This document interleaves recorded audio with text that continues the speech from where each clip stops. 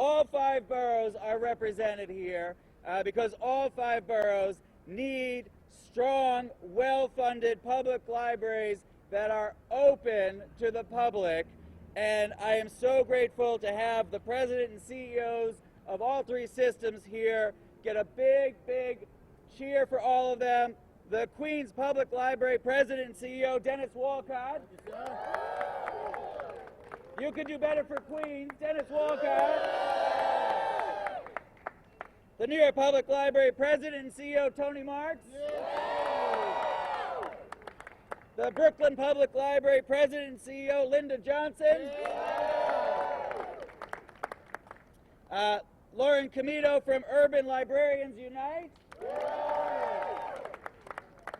And right now we have representing library workers in Queens who are members of Local 1321 DC 37, John Hislop.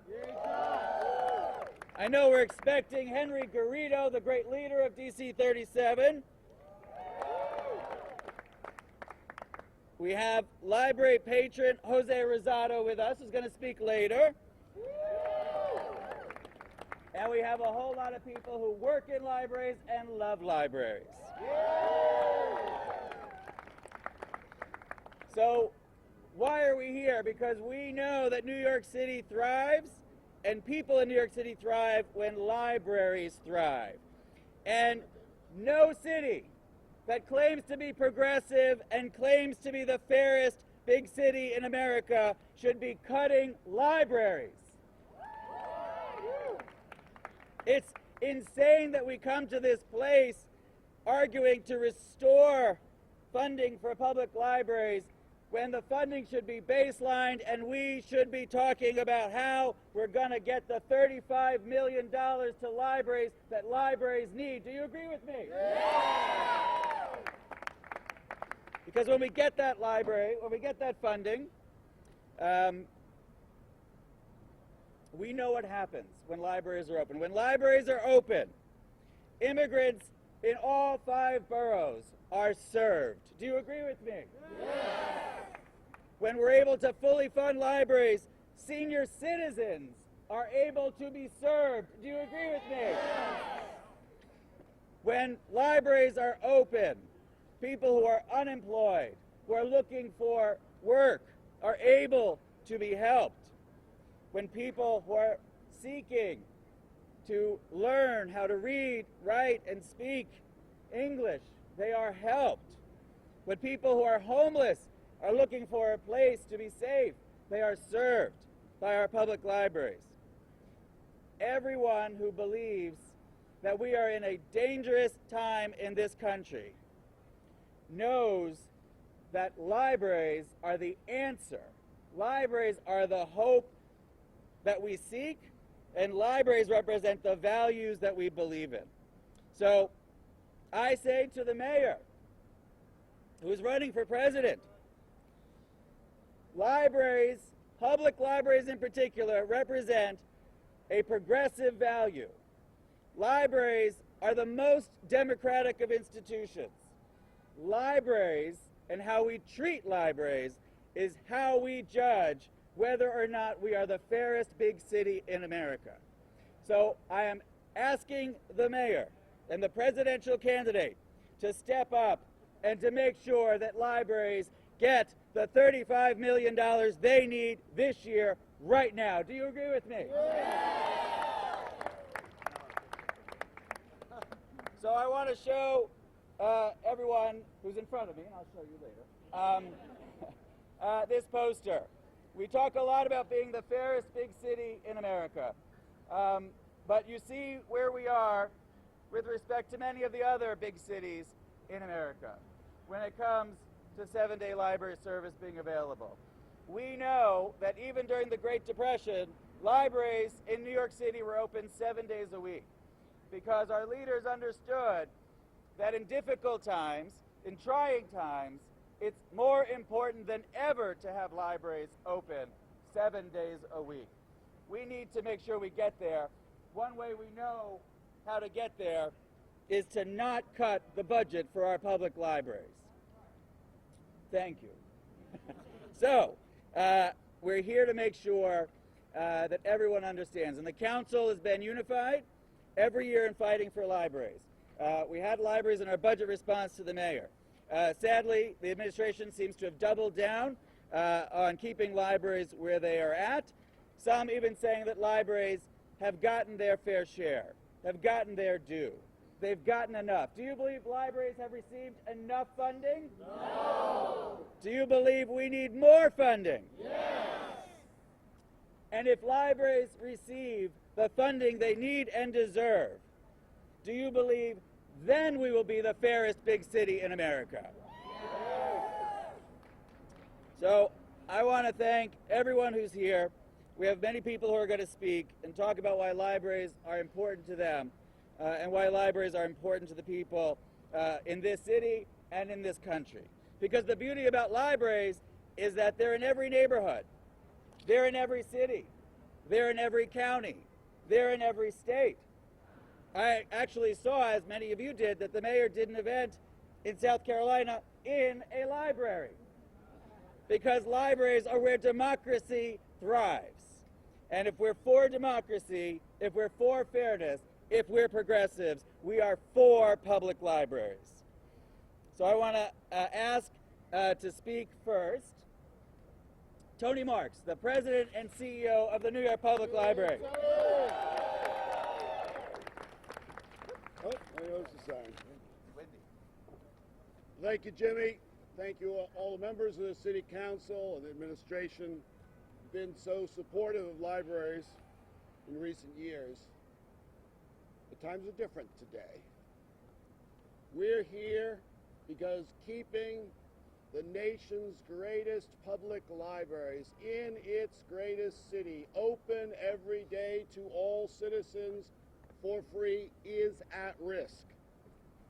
6 million of our fellow citizens visit our public libraries on the weekends.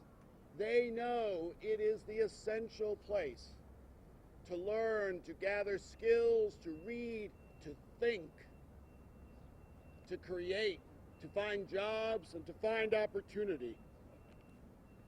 We know that the City Council and the Mayor understand how crucial that is to ensuring that this city be the center of the world that it is. But it also must be, as Jimmy said, the center of equity, and justice, and opportunity. We have answered the call from our citizens, from the Mayor, from the City Council. We've done everything we can and more, but we cannot continue without additional funding. We simply can't. That means New York runs the risk of not having its libraries open on the weekends. We share the mayor's vision of this being the fairest city in the world. It cannot be the fairest city if the library doors are locked. Thank you for your support. Thank you, Tony. And representing the Brooklyn Public Library, please welcome Linda Johnson. Thank you, Councilman Von Bramer. Thank you to all of the City Council, to everybody who's here today fighting for libraries. We cannot think of an institution in the city of New York where more people are served day in and day out, regardless of where they live, of how much money they have, of what kind of jobs they have, of what kind of education they have. The library is, without doubt, the most democratic institution in our society, and it must be supported at a level that continues to offer the service and the programs that people are coming to the library for in droves. People are coming to learn English as a second language. They are coming to register to vote so that they can be civically engaged, so that their voices can be heard and that they can participate in this great democracy. And if we have to continue to work with even the same amount of money as we've had over the past few years, we will be forced to make very challenging decisions about cutting collections, about reducing hours. And these are trade-offs that are just not right at this particular moment in our in time, or frankly ever. The libraries need the doors open wide if this city is to continue to be the great city that it is. And so for your support today and throughout the year, to everybody from DC 37, all the terrific library workers, thank you from Brooklyn Public Library, and we must continue to stay the course. We have a month to go. We have our testimony this morning, but we will be fighting down to the last minute. So thank you all. Continue to count on you. Thank you. And a big Queens welcome for the President and CEO of the Queens Public Library, Dennis Walcott. Thank you, Chair. It's always an honor to be here with you and the folks from our library systems throughout the city. I want to thank you for your leadership on advancing the cause of our libraries day in, day out, year after year after year. And it's really unfortunate that we're here.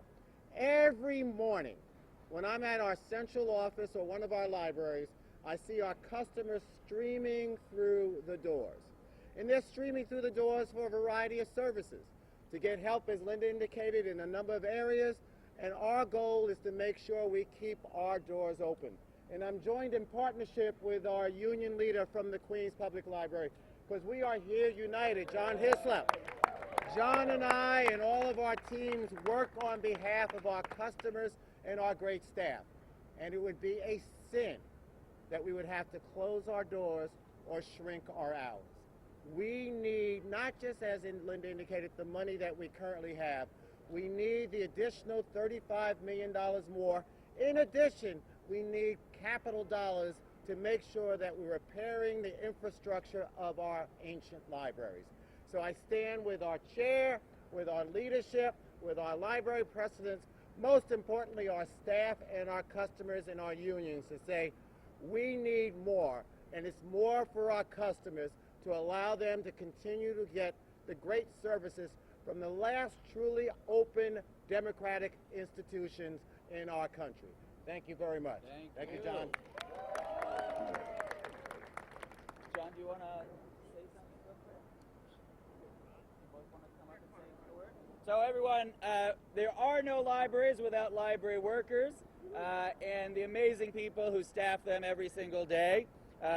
All the people who come to libraries every day needing the life-enhancing and sometimes life-saving services. And we are so thrilled to have two of the local leaders of the library workers, John Hislop from Queens, Local 1321, and Ron Barber from Brooklyn, Local 1482. Please welcome our great local leaders as approaching with perfect timing, because I was just talking about the amazing men and women of DC 37. And now we have our local leaders, John Hislop and Ron Barber, with us. But now we are joined by the leader, the director of DC 37, all over this great, fair, progressive city. Everyone, please welcome the one and only Henry Garrido. Good morning, everybody. I'm sorry I'm late. So, a few years ago, we all met right here in the steps of City Hall, looking for baseline of funding for public libraries, with the understanding that this idea that we always go through the same methodology of workers being cut, of budgets being reduced, of services being demised and threatened, did not work. We seek then that idea of baselining because this process is the very foundation and the definition of insanity. We keep doing the same thing over and over again. We keep trying to avoid this budget dance with the city council, the city mayor threatening to cut funding, and then somehow, some way, we get a little bit of the funding for public libraries that we need. Well, we're here to say enough is enough. We are tired of this dance. We are tired of this idea that the public libraries always have to be at ransom. That we are here to say to the mayor, to the city council, to the members of the elected public, libraries are important. Libraries are critical. You talk about education all the time, as we're joined by a great speaker here. We need to make sure that the libraries are funded, are properly resourced, so that the men and women that are here responsible for maintaining the libraries don't have to go to the fear every year of having to be cut as part of this budget dance. Representing over 125,000 city workers, who are, most of them live in this city. They're taxpayers, they're members of the constituency. We demand fair funding for our libraries now. And we call upon the mayor of the city of New York, as he seeks higher office, to concentrate right here in the city of New York right now, and to make sure city government is run by making sure this budget is done what he needs to do, and that's justice to the workers in the public library system. Thank you very much, everybody. Thank you, Henry. Thank you, Henry. We are very fortunate to have labor leaders in this city like Henry Garrido, and we are very fortunate to have a speaker of the New York City Council who gets it, who understands that to be a progressive, you need to support public libraries. I am so grateful that he's here. Everyone, please welcome the Speaker of the New York City Council, Corey Johnson. Thank you. So I am so grateful to be here with the chair of our Cultural Affairs and Library Committee, Jimmy Van Bramer, who has been leading the fight on libraries for years and years and years in getting the right funding, and to be here with other council members and with Henry Garrido, a historic and important labor leader in our city. I am so grateful for his leadership, and the three systems who are represented here today, Tony and Dennis and Linda, who do so much work, and I see Iris over there from the New York Public Library. I'm really grateful for their presence here today. We should not be standing on the steps of City Hall. We should not be standing here today. Now, I'm grateful that all of you are here, because we do need to invest more in libraries. But this budget dance is in many ways offensive, because libraries are one of the most egalitarian things about New York City. Libraries are a laboratory of learning. Libraries are a place for new citizens. Libraries are key institutions that serve neighborhoods across New York City in so many ways. And so to be standing here with our palms open, saying just give us a little bit, is offensive in so many ways. We need to ensure that the money that we championed last year, that the City Council put in a discretionary way to add to the amazing program that the three systems do, that we don't just have that money, but we get more money for libraries than last year. More money for libraries. And it's also important to include in that conversation the right amount of capital funding for libraries as well. Because no one should be in from the outside, a beautiful, historic, old building, but on the inside, it hasn't gotten the investments that it's needed over the years for air conditioning and new furniture and facilities that make sense for children and for anyone that wants to use a library. So the real message is, quit playing games on sanitation pickup. Quit playing games on libraries. Quit playing games on summer youth employment jobs. Let's fund these programs that New Yorkers care about and that affect our city every single day. We, the City Council, stand united with the three systems that do so much, we can't even thank them, they do so much every single day. And with all of you who fight for our libraries, libraries will be at the top of our agenda over the next 4 weeks. Libraries are the heart and soul of New York City. We are going to fight for libraries. We are going to make sure that libraries are taken care of and we get more money. Thank you all very much. What do we want? What do we want? When do we want it? Now. What do we want? When do we want it? Now. Thank Thank you very much. Thank you, Henry. Are you fired up now?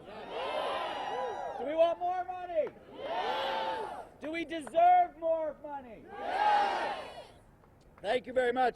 There are a few other members of the City Council. Just happens that Queens is very well represented. So I want to introduce council members from Queens, Adrian Adams and Barry Grodenchik, to say a few words. I was going to say, come on up, Barry, we do the teamwork thing. Good morning, everyone. Good morning. I'm City Council Member Adrian Adams, representing District 28 Jamaica, Rochdale Village, South Ozone Park, and Richmond Hill. And I have to let you know that I am a former trustee member of the Queens Public Library. There is nothing greater in the heart of New York City than the life of our library system. It is incumbent upon this administration to ensure that our library system continues to be fortified, not minimally, but maximally. That's right. So we have to make sure that we are doing our due diligence and keeping the pressure on this administration, because we don't understand what the word cut means. We don't understand what the word lessen means when it comes to our libraries, when it comes to the strength of our citizens, our young, our old, and all of us in between. We have to make sure that our libraries are preserved, that they are ramped up, and that they are ready for the next generation and generation after that and after that and after that. We promise that we will continue to do our part by our libraries to make sure that this institution is the greatest institution in the world. Amen. Thank you, Jimmy, for leading us this morning, as you always do. It's a shame that we have to be here today. I have the honor of representing Eastern Queens in the New York City Council. I have 7 libraries, and somewhere back there is Dennis Walcott, who manages to get to each and every one every single day. It's actually right behind you. Yes. Good to see you, Dennis, as always. This is really a travesty of New York City government. You look around, this is the wealthiest city on the planet, and we should not have to be here to beg, to borrow, to do whatever is necessary to keep our libraries funded. I'm a card-carrying member of the Queens Library, as is, I'm sure, Jimmy and Adrian and most of my colleagues in the New York City Council. This has got to stop, and it's got to stop now. The mayor has got to come to his senses. Our libraries are bedrocks of our community, and we are going to do everything that is necessary to ensure that when we pass the budget in a few weeks, our libraries are not only untouched, but they are enhanced. Thank you all for being here today. Thank you, and I'm sure you heard Councilwoman Adams served on the board of the Queens Library for many years. I worked for the Queens Library for many years. The answer is elect more people who work in libraries. Speaking of people who work in our system, we are so lucky to have so many amazingly dedicated library workers and activists, and Urban Librarians Unite and Lauren Comito do so much to make sure that we are spirited in our defense of libraries. So please welcome Lauren Comito, representing Urban Librarians Unite. Thank you. So somebody really told you that libraries have their fair share of funding. He said that. All right, so let's start there. What is the fair share of funding for democracy? What is the fair share of funding for a child picking up their first book and learning how to read? What is the fair share of funding for your neighbor to be able to walk into a library having never typed up a resume before and find someone who can sit and help them do that? What is the fair share of funding for the help that these people give our neighbors and our community every single day? Fair share my rear end. I censored myself. This is not the fair share of funding, because it's not about a fair fair share of funding for libraries. It's about a fair share of funding for our communities. It's about a fair share of funding for education. It's about a fair share of funding for our teenagers who need a place to go and an adult to hang out with. It's about a fair share of funding for people who help people find homes, who help them get health insurance. It's about a fair share of funding for equal access to information for every single person who lives in this city. So when we talk about a fair share of funding, that's not a cut. That's that $35 million. That's that $35 million to add more access for the people who are cut off from the information they need to live their lives. So when we say we want our fair share, Mr. Mayor, it is not a cut. It is $35 million to keep our neighborhoods whole. And thank you all for everything you do every day to make that happen. Lauren, do you want to run for office one day? Maybe.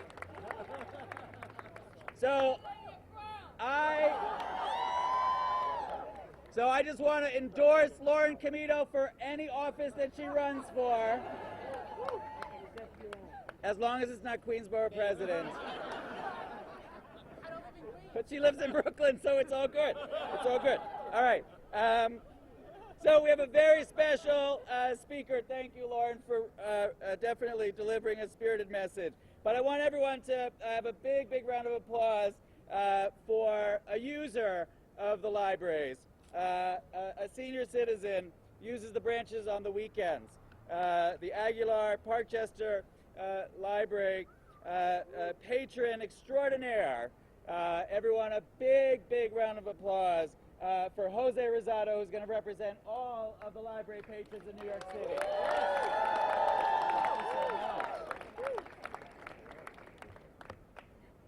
Good morning, everyone. Good morning. Thank you for coming out today in support of the New York Public Libraries. My name is Jose Rosado Jr. I was born in Manhattan in Harlem Hospital, raised in the Bronx. I used the public library system for over 62 years and counting. To give you some reference, when I first went to public libraries, I had to use Dewey system to look up for catalogs and numbers and books on index cards. Nothing digital, didn't exist then. I found specific books that I was looking for. Nowadays, things are a lot more simple, and you can find a book with the click of a button. I have 2 children I used to take to the library every day after school. Now they have grown up and have successful careers. I attribute part of their success due to the ability to access endless resources at the New York City Public Library. Today, I have a 3-year-old, Bianca, I take to the library 3 to 4 times a week. Storytelling, arts and craft, foreign languages, classes, and many more things. She also has made new friends from all over the world. All this from the library. The public library is a place where you can meet members of the community from different walks of life, engage in conversation of all different topics, from politics to lifestyle, and share our diverse thoughts and perspective. The staff at the libraries are hard-working, dedicated, and extremely knowledgeable. They are there to assist communities, especially senior citizens like myself. I learned how to use the computer and email at the public library. People are the city's most valuable assets. The library allows people to opportunities to learn and grow more and to be better, productive people. To take away funding from the library would take away from people and doing a disservice to our city. Before I leave, I want to thank Christy of Chatham Square Branch and Sarah of Aguilar Branch. Thank you for your kindness and patience and for all the help of my journey in learning and understanding the techniques of the world, technologies of the world, excuse me. And thank you for sharing your wisdom and intelligence with myself and the rest of the community. And the libraries definitely need to be open on Sundays, because I myself use it, because I work long hours all week long, and there are many other people in the library. I use the Parkchester branch and the Fordham Library, which are open on Sundays. If you just go there, you will see how many people are there of all ages, from all ethnic groups. So thank you again for coming out and supporting the library. Thank you, Jose. Thank you so much. Thank you. What do we want? Money. When do we want it? Now. What do we want? Money. When do we want it? Now. Thank you. Another big round of applause for Jose Rosado Jr. Great job. So I want to thank everyone who came out today to fight for libraries, and just say once again to the mayor, I believe very firmly that Iowa loves libraries, South Carolina loves libraries, Las Vegas loves libraries, New Hampshire loves libraries, every state loves libraries, but most importantly, New York City loves its libraries. And we are, and should always be, the fairest big city in America and the most progressive big city in America. But that only happens when you treat libraries right. That only happens when you fund libraries, when you respect library workers, and by respecting libraries and library workers, you're respecting the people of the city of New York. So I love fighting with you. Let's go inside to City Hall and speak the truth to power that needs to be spoken. But first, we're going to take some questions from the media. Yes?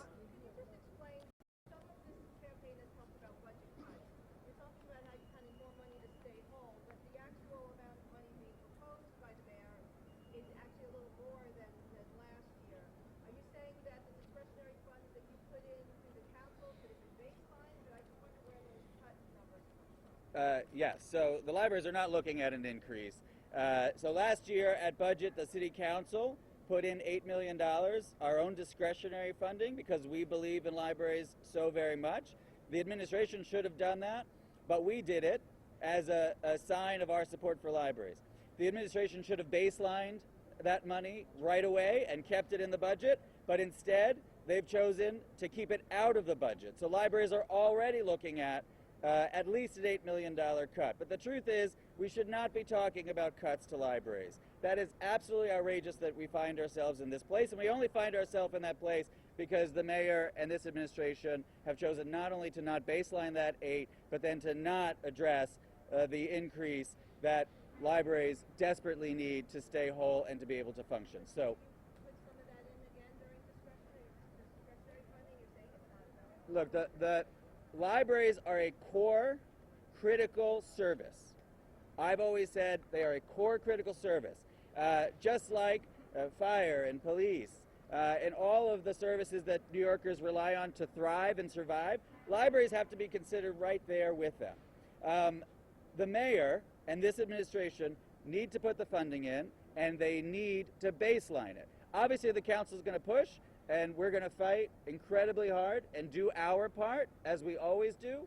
But this is a battle to make sure that this city and this mayor and this administration value libraries. If a budget is a reflection of your values, show us your values in this budget and fund libraries appropriately.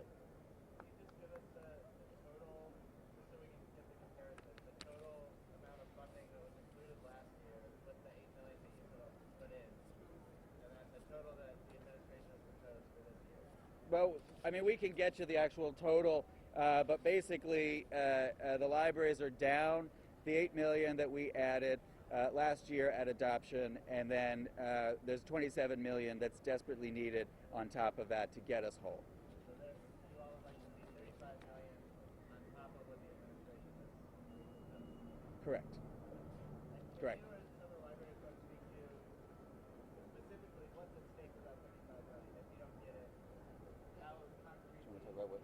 does. Right.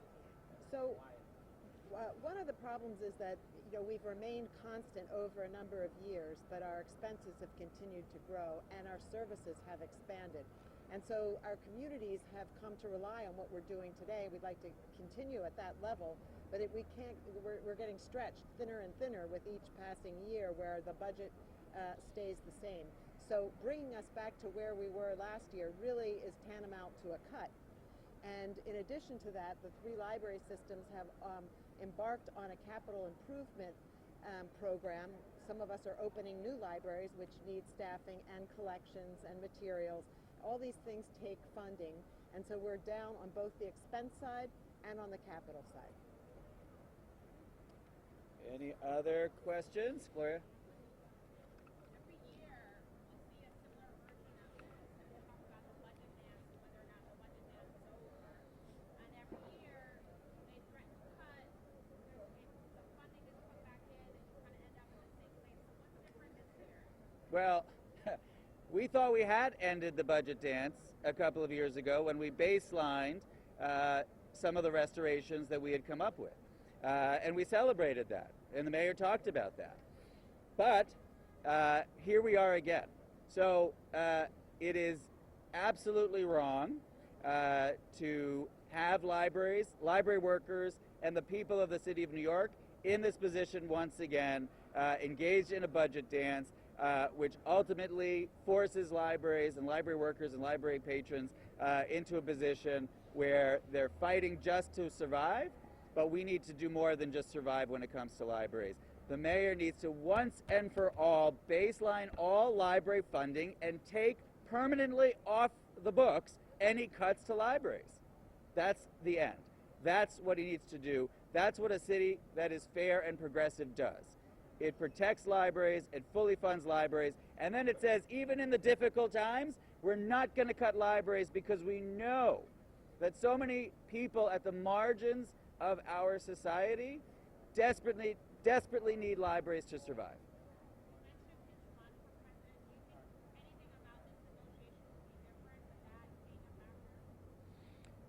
Look, I hope that the mayor understands that libraries are a progressive value that represent the most progressive values that we have, and that people in Iowa love libraries. He went to a library in South Carolina. I'm sure there'll be events at other libraries. This is, and I believe in a Democratic primary even more so, the people of this country want to know that their presidential candidates support libraries, fund libraries, because libraries support immigrants, libraries support people in public housing, libraries support people who are not succeeding when it comes to the economy.